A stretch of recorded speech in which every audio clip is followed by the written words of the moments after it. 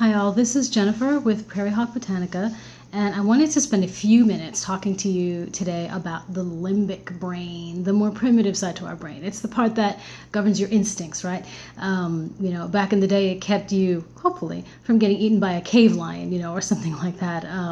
If there was a movement in the grass, the bushes, it's what very quickly kicked in to help you evaluate what that noise was, and then take a physical action if necessary to get you out of danger. And now we tend to live lives that aren't quite so urgent, but that part of our brain is still there, and it still kicks in. What led to this was that I was having a conversation with an acquaintance on the Steemit platform, and we were just kind of talking about the irony of feeling stuck in life, and how some things might be good in your life, but other things just don't feel right. Your job might be unfulfilling, your relationship is going nowhere, or what have you, or your health. You've got health problems, and you know that you're eating all the wrong things, but then what do you do about these things? Nothing. You just kind of let things go. It's really, really hard to make what we perceive to be big changes to the way that we live in our everyday lives. And we were just kind of going back and forth about why on earth is that? Why do we sabotage ourselves? When we know we need to do something, we'll actually make it bad. Or, we put ourselves on a diet and then we get off the diet, or we try to make some good changes, or start an exercise regimen, and then we get lazy and we stop. The other thing that we love to do as humans is wait to make a decision, and you wait and wait and wait until finally the opportunity is gone. The question is, why on earth do we do that to ourselves? Well, you can thank your primitive brain. See, its job is to keep you safe. That's its whole job, is to make sure that if you're in a dangerous situation, you get out of it, and then hopefully to keep you from getting into those situations in the future. And safe, to the primitive brain, is the devil that you know, if you know what I mean. It's what you're used to. So even if those things are uncomfortable, or just unfulfilling, don't make you happy, your brain will send you the message that, well, it's not so bad, some things are good, and at least you're okay. So it will resist the change, that side of your brain.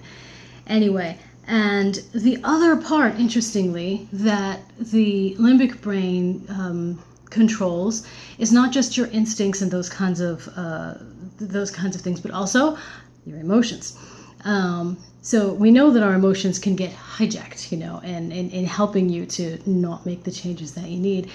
So, and this is why it's not easy to change how you live, what you eat, where you work, who you associate with, how you think.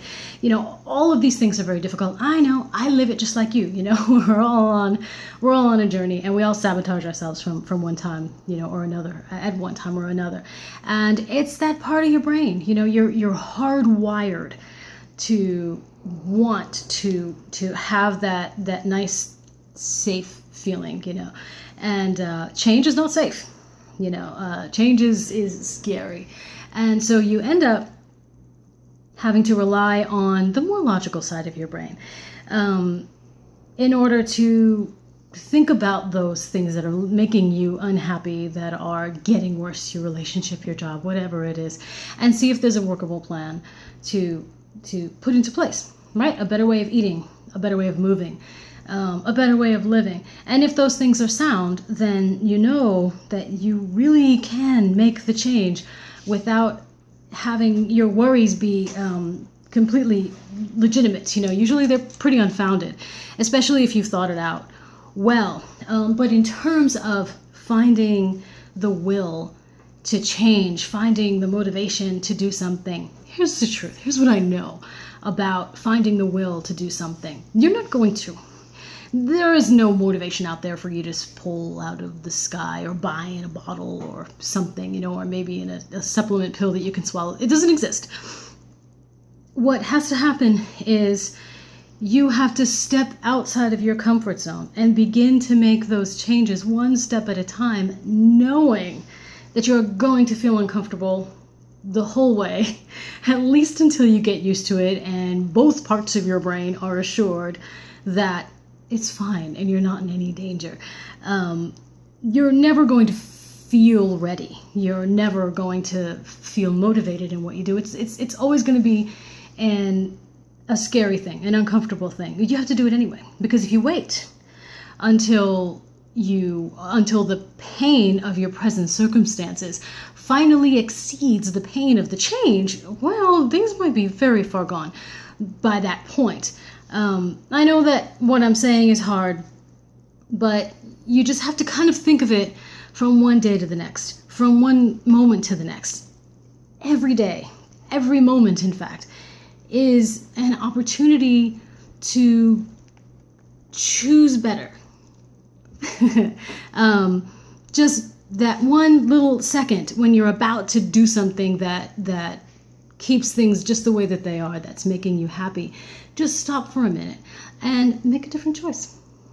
Just in that one moment. Don't choose the food that might make you feel happy now. Choose something better that will be better for your body next week. Take that one step out the door. Don't think about the 3 miles that you were intending to walk. Just think about the first step. And then take the next one, and the next, and the next, and soon you're far enough away from your door that the urge to run back in there is gone and you can keep going.